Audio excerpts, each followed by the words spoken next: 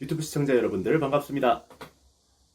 인지웅입니다. 지금 철이 좀 지나긴 했지만 봉준호 감독님의 기생충이라는 영화로 중국 예술계가 얼마나 답이 없게 흘러가고 있는가에 대해서 한번 이야기를 해보려고 합니다. 기생충이라는 영화를 처음 보고 저는 좀 굉장히 충격을 먹었어요. 봉준호라는 영화 감독이 만들어내던 지금까지 방식의 영화와는 완전히 틀이 달랐었거든요. 늘 사회의 부조리와 모순에 맞서서 그것에 대한 투쟁을 영화로 만드시던 분이 이번 기생충에서는 사회와 싸우는 건 정말 몇몇 사람들에 의한 판타지일 뿐이고 서민들은 내 목숨 하나 건재하기 바쁘니 혁명은커녕 부자들이 주는 돈을 받아먹고 사는 수밖에 없다. 더 이상 개천에서 욕이 날 수가 없는 구조다라는 걸 정말 적나라하게 표현을 했어요. 한국뿐만이 아니라 전 세계적인 사회 분위기가 다 이렇습니다. 보고 있다 보면은 불편한 감정이 계속 드는 그런 영화죠. 기생충이 전 세계적으로 수출이 되고 있고 2021년까지 다양한 국가들에서 방영이 된다고 합니다. 대만과 홍콩에서는 상류기생이라는 제목으로 영화가 방영이 됐었고요. 그런데 중국 당국에서는 일방적으로 기생충의 수입을 막았습니다. 그것도 처음에는 수입을 허용을 했다가 시사회 직전에 당국의 일방적인 거절 통지로 인해서 불허가가 떨어졌고 기생충 팀에서는 해명을 요구했지만 당국에서는 기술적인 결함이 있다라는 말도 안 되는 말로 중국의 기생충 수출을 막았어요. 기생충이라는 영화는 전 세계의 선진국이든 개도국이든 느끼는 게 많을 수밖에 없는 영화입니다. 부자라면 부자 나름대로의 느끼는 바가 있을 테고 서민이라면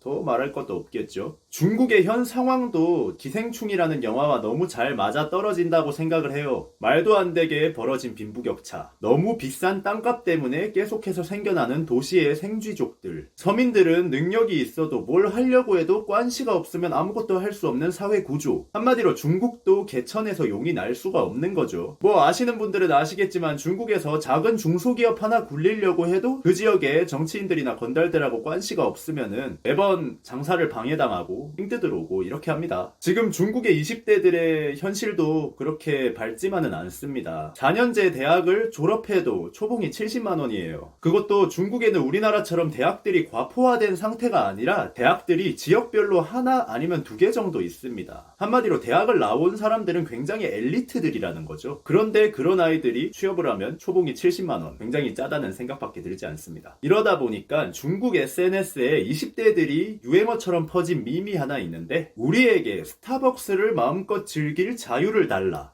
라는 유행어입니다. 우리나라로 치면은 심심하면 우리나라 사람들이 인터넷에다가 이게 나라냐 이렇게 하는 거랑 비슷한 거죠. 어릴 때 엄마 말만 들으면서 죽어라 공부해가지고 대학교 졸업했는데 월 70만원 나온다는 겁니다. 스타벅스 가면은 커피 한 잔이 6,000원씩 하는데 그렇게 열심히 공부하고 살아와서 엘리트가 됐는데도 스타벅스에서 커피 한 잔 사 먹기가 힘들다는 겁니다. 근데 정말 웃긴 거는 스타벅스는 언제나 잘 됩니다. 누군가는 그렇게 개천에서 태어난 용이 되기 위해서 엄청나게 노력을 했는데 스타벅스에 커피 한 잔 사 먹기가 부담스럽고, 하지만 지나가면서 보면 스타벅스는 언제나 사람들로 바글바글 거린다는 거예요. 우리가 봤던 기생충이라는 영화가 중국인의 현재 상황하고 굉장히 잘 맞아떨어진다는 생각이 듭니다. 그래서 그 영화를 보고 지금 현재 중국의 상태를 비판하는 사람들이 많이 나올까봐 중국 당국에서는 미리 나서서 이 영화를 막은 것 같아요. 중국 예술계에서는 이렇게 일방적인 국가의 제재가 굉장히 흔한 편이거든요. 국가에 반하는 내용을 예술로 만든다던가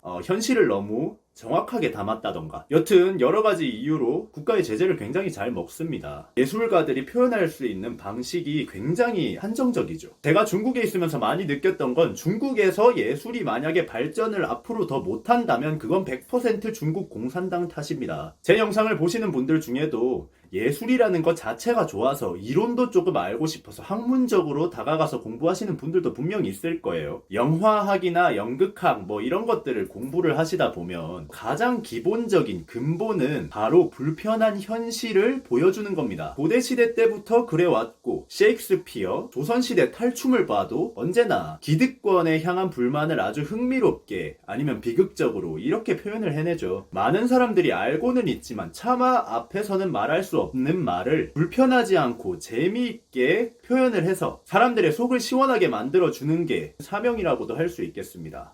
그렇다고 해서 상업예술이나 편안하게 볼 수 있는 그냥 엔터테인먼트적인 그런 예술가들이 나쁘다는 게 아니에요. 그냥 학문적으로 봤을 때 라는 이야기입니다. 그런데 중국 당국의 예술가들에 대한 가이드라인은 일단 그 근본적인 사명을 잘라내고 시작해요. 예술가들이 대중들한테 근본을 보여줄 수가 없다는 겁니다. 국가에서 내가 너네들한테 돈을 많이 쓸 테니까 너네는 우리가 보고 싶은 거, 듣고 싶은 것만 만들어서 보여줘 라고 이야기하는 거죠. 개인적으로는 굉장히 자존심 상할 일이라고 생각해요. 예술가들을 예술가로 봐주지 않고 광대 딴따라로 만드는 일이니까요. 예술가들이 표현하는 방식이 현 기득권 체제에 반대하는 경우가 굉장히 많습니다. 어쩔 수 없이 높으신 분들한테는 불편할 수밖에 없는 존재들이고요. 그래서 늘 배고픔을 안고 살아가야 되는 거예요. 중국이라는 나라가 생기고 나서 예술의 표현이라는 게 한 세기 정도 동안 국가에서 주는 밥을 받아먹는 배급식, 자기만족형 예술밖에 할 수 없었다라는 생각이 듭니다. 안 그러면 쥐도새도 모르게 없어지는데 어떡하겠어요. 이미 그렇게 한 세기 동안 예술가들이 살아왔는데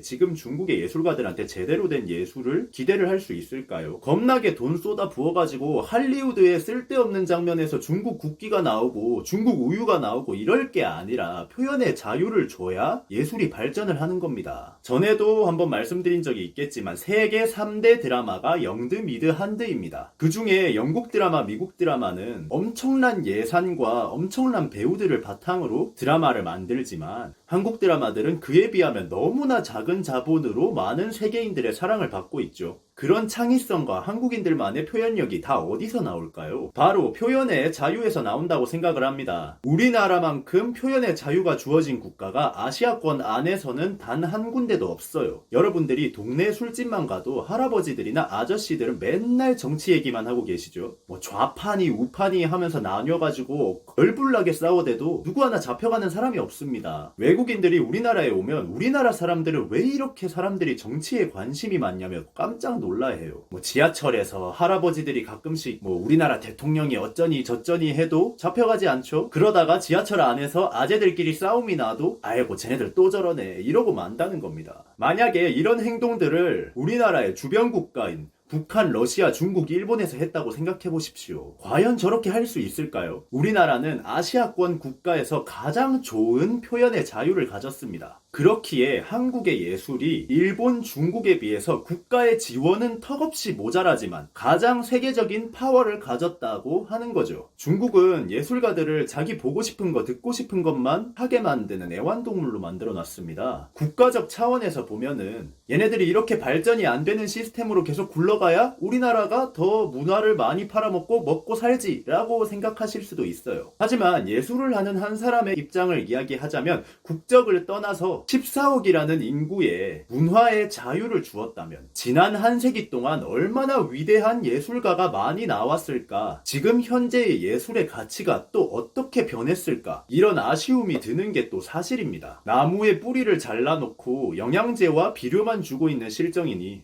봉준호 감독님의 영화가 중국인들에게 통과가 돼서 한 사람의 중국인이라도 더 깨어났다면 좋았을 텐데요. 아쉬운 마음뿐입니다. 지금까지 인지웅이었습니다.